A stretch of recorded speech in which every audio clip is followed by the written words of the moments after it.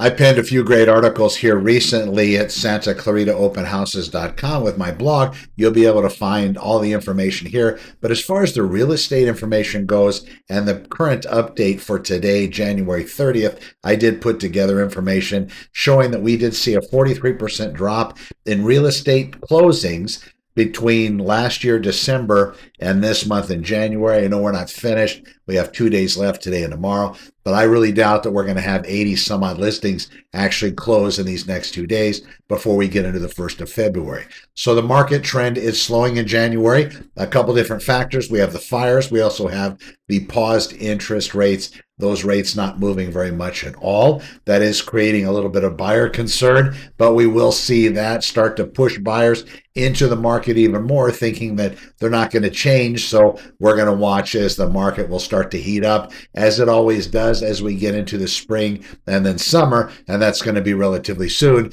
As we breach February here in the next couple of days, we will start seeing the numbers of listings increase. So that's going to give higher seller competition, actually equating to a higher buyer drive as well, because buyers, well, they're going to start buying.